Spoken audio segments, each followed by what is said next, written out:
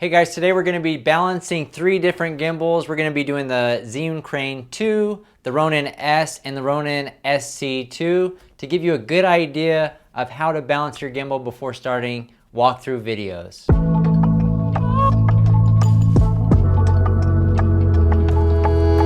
Alright, so these are the gimbals that we use at Lister Pros or have over time.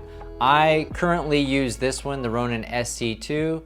I used to use the Crane 2 and also the Ronin S. I do like this one the best because I feel like the setup time is the fastest, but our media specialists still seem to prefer the Crane 2, so I still order them. But for the higher payload cameras, you'll want to go with something with a little bit more powerful motors like the Ronin S. That being said, any of these gimbals will work for mirrorless cameras. It's just a matter of personal preference. They all do this essentially the same thing. They'll just have slightly different features. So in this video, I'm going to balance all 3 of these gimbals just to give you an idea how to balance different types of gimbals. The process is pretty much the same. So we're going to go ahead and get started with the Zhiyun Tech Crane 2. Now this gimbal, I've actually adjusted all of the axes that we're going to have to adjust. We have the plate for the camera that goes front and back. We have this axis that goes up and down. This one is the roll that goes, you'll be able to adjust it left or right. And then this one is your gimbal center of gravity, and you can adjust that one front or back. So anyways, to start off, let's take off the camera plate and we're gonna put it on the camera. Now, when doing this, you wanna make sure that your camera is set up the way you're gonna shoot, because if you have it at 35 millimeter and then you put it on and you balance it and then you go to 16, it pushes out weight towards the front and it's gonna make your gimbal dip down. So let's first off take off the lens cap because we're not going to use that, and put this on. Now pay attention to the arrows on this particular gimbal. This plate right here is the front of the gimbal, so you're going to be sliding it on like this. You basically want to line up the arrows. You can see that these arrows all go in the same direction. Just showing you which way it slides on. All right, so let's go ahead and start with the hardware, mounting it to the camera. So I just get it pretty finger tight, and I usually just put it right in the middle of the plate for these ones, between the 3 and the 4. You can't really tighten them too well with the screw that they include, so you want to bring a key or something to be able to tighten it. We got a nice little Hello Kitty key that we can tighten this with. All right, so that's nice and tight. So from here, what we're going to do, now I have all these axes all loose. Now let me just tighten them up. I just messed it up on purpose so that we actually have to make adjustments to all these axes. So let's go ahead and slide this on. And first, it's hard to balance this camera front or back with this axis so messed up. So if it's tilting so far this way, let me tighten this one too. That means this back axis right here is tilting the camera too far this way. Let's slide it this way to make it balance a little bit better. Now I'll fine tune it a little bit more once I'm done with that one, but I just want to get it good enough to where I feel confident in balancing it in this. All right, so now I feel like I can balance this plate, and you want to be able to let it go and it doesn't dip too far forward or back. Now, depending on how you like your screen angle when you're shooting, if you want it like this so you can see a little bit better, you want to make sure that that's out when you're balancing it. Otherwise, it's going to mess up your balance as well. All right, so let's slide it back. All right, so now my hands are off. That's not moving down or back, so I'm going to go ahead and tighten that up, and now I'm going to let go again. That's good.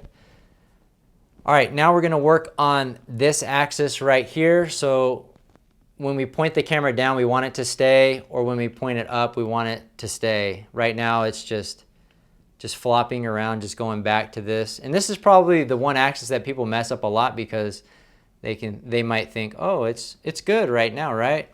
No, you want it to stay when you put it there. Basically, that's telling us that it is too far pushed down. We need to bring it up. Now let's see here.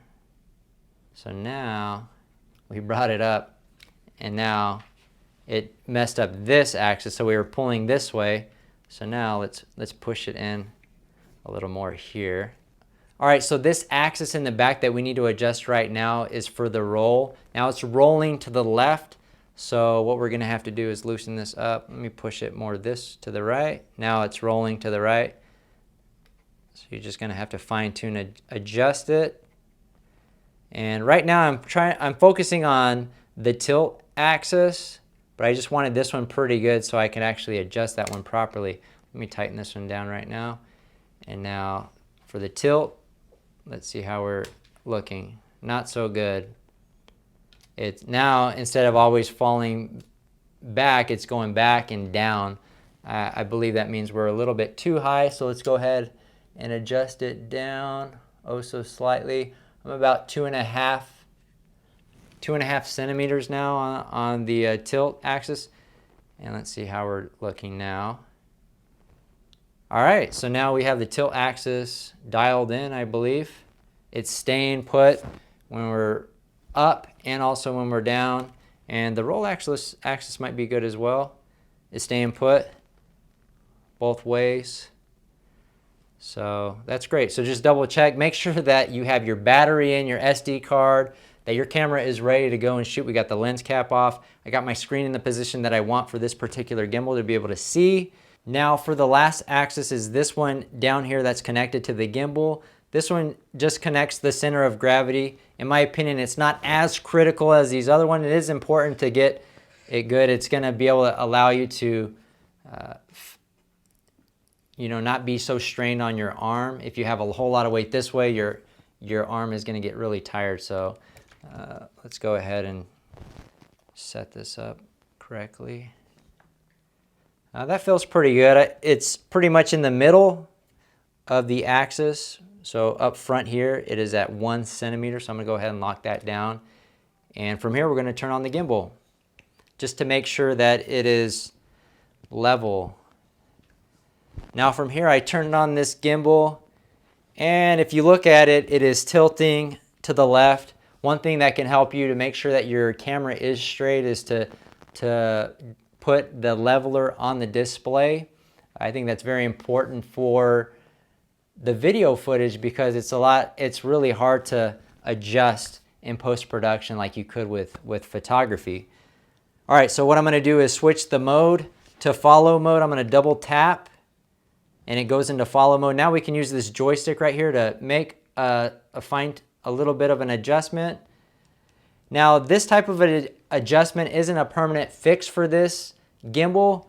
You'll want to calibrate it using the ZoomTech Crane app, but this would get us through a property shoot if we were at a property right now and we needed it to be straight.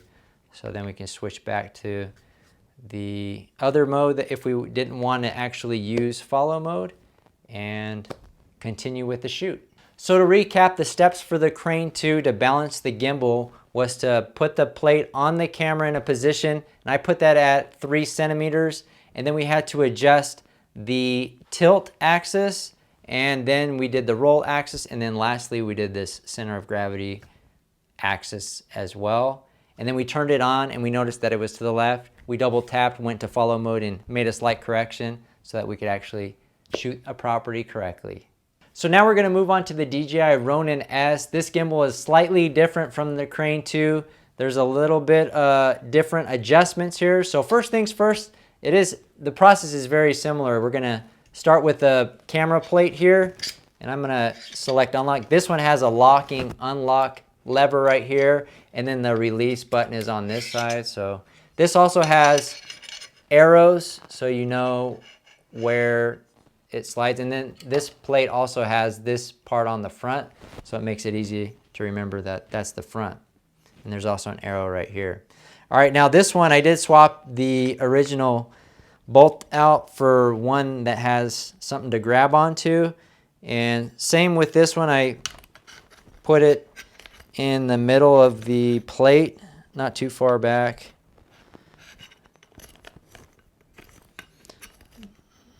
Now this one's kind of rough. All right, so we'll just go as tight as we can there. Not super tight, but we don't want the plate to move.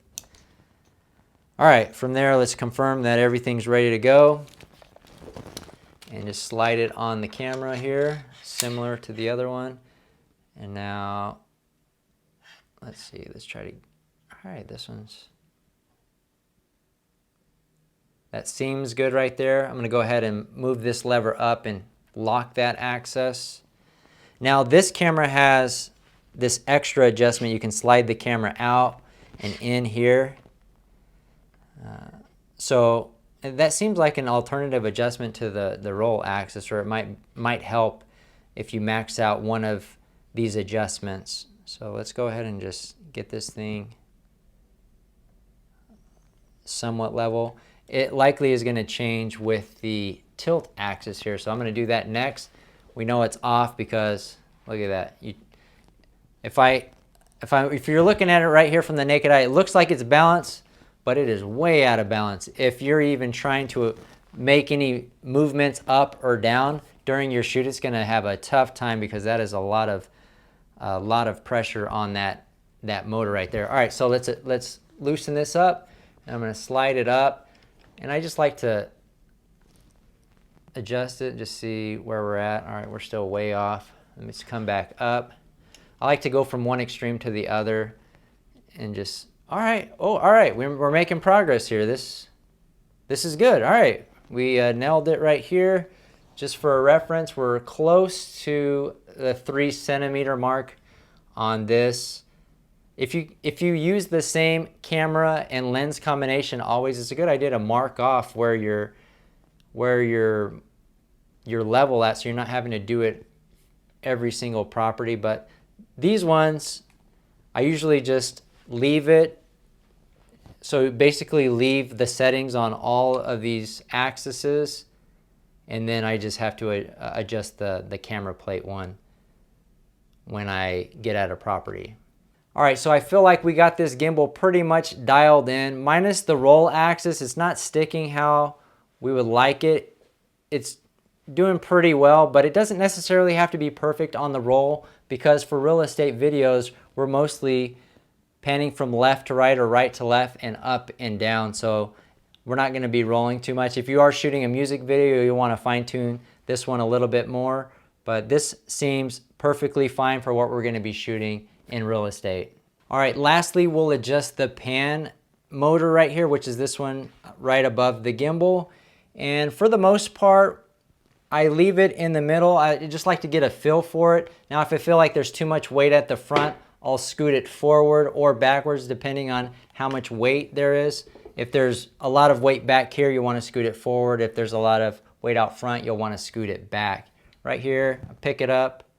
I feel like that's pretty good. It doesn't feel like there's a bunch of stress on the pan motor, so I feel like from here we're ready to get started. Now we're gonna go ahead and turn on the gimbal. It's a little bit different on this. There's 2 power buttons. There's one at the bottom, kind of like a drone. Like if you have a DJI drone, that's turning it off. You can check the battery level, and then you'll hold it. Actually, you click it and it's on. As long as they're on, you're good to go. The actual power button on this gimbal is this one right here. You hold it down, the lights turn on, and it's good to go. So I just like to keep an eye on it, look at it. It looks like it's level and it feels good. Now, if you want to move out the display, you can. This gimbal, from my experience, has some pretty powerful motors, so any minor adjustments, if you're adjusting the focal length at a shoot, you're not going to have to rebalance a lot of the axis. It does perform very well because the motors can handle a heavier payload.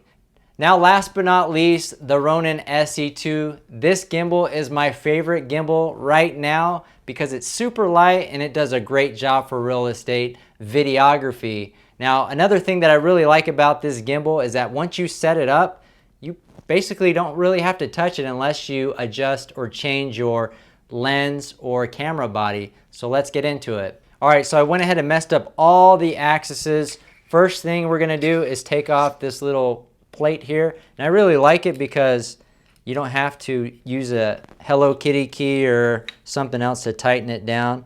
Now you do have the arrows, so you'll see where the front or the back of your camera goes. So once you get it tight, you just want to make sure that the arrow is pointing towards your lens. All right, let's go ahead and slide it on. What I'm going to do first is unlock all the axes. That's another nice thing about this gimbal, is that you can lock down all the axes for traveling so it's not moving around on you. But let's go ahead and take a look here. All right, so let's go ahead and slide it on. First, you want to make sure that this lever is unlocked, which it is. And we'll just slide it on here. You can actually see which way is forward with that arrow as well. And let's just slide it on, and then we'll lock it down right there. All right, now this is really messed up. All right, so this gimbal is pretty interesting. You can tell, I always look for the Ronin on the side to make sure it's, you can read it. If it's upside down, you'll want to move it around. But let's go ahead and move this plate forward. We'll unlock this right here, slide it forward. I feel like that's pretty good, but my roll axis is pretty messed up. So let's go ahead and loosen this, bring it over here. And with this gimbal, they make it really easy to see where your markings are at. You can actually see through the plate here to see the numbers or the centimeters where you're at. So let's go ahead and tighten that. Man, this thing is so messed up. All right, let's lower this. Just trying to get it to where it's somewhat balanced so I can adjust these axes. We need to slide it over. Right here it's locked. Let's unlock this. And we're going to slide this in. I think that was our biggest problem here. All right, that seems pretty good. Let's loosen the tilt here. Man, all right. So once you start getting closer, then you can start fine-tuning the pan, tilt, and the roll. Let's see here. All right, that's pretty good. Let's bring this up since it's just folding down so easy. That means it needs to come up and it needs to come back. Here, let's move it back a little bit. All right, so now it's falling back to so easily. All right, that seems pretty good. Now if we move it forward, it just falls. Let's bring it up. Maybe we need to bring it down here.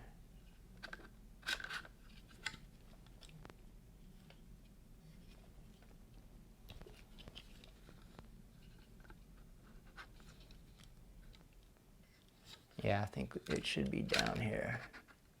All right, let's start it low. And we'll just come up, oh so slightly. More. Now it's starting to move a little slower. Let's come up a little more. Now when it starts to fall a little bit slower, I'll start to move my adjustments a little bit slower. So that seems good there. Let's see about up. That's good. All right, so we got the tilt axis dialed in pretty well. Does seem like it's rolling. Now this is the same type of roll axis that the Ronin has, where it's kind of down here. I'm not so worried about it being perfect. Like that's a little bit, okay, so it does seem like it is tilting that way, so let's push it in, and it'll put a little bit more weight on the left side. Let me tighten it, just see. All right, that's good.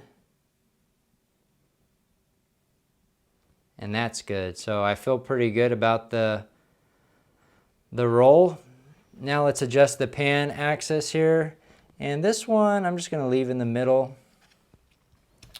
All right, let's go ahead and test it out now. All right, so now we're in the middle here and it's staying, staying, staying. And this one just seemed like it was doing a pretty good job, even on the roll axis. So I think we're pretty good. From here, we're gonna go ahead and turn on the camera. And this one, is not like the Ronin S. It has a power button right here, so you just hold that down. And it's got a nice little display on it. And you just want to get a feel for it, make sure that it feels pretty good. I'm going to make sure that all my axes are tightened down.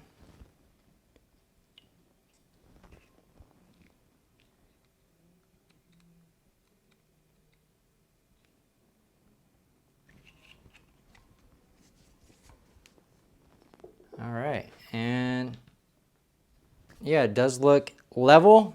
Now, if you need to calibrate any of these DJI gimbals, they have a DJI Ronin app that makes it very easy to adjust how much force and strength that are in each of these motors, so you can really fine tune depending on your shooting style. Now, setting up the Ronin SC2 gimbal was pretty straightforward. Now I'm going to show you why this gimbal is my favorite one. Let's go ahead and actually first let me turn off the gimbal. All right, I turned it off.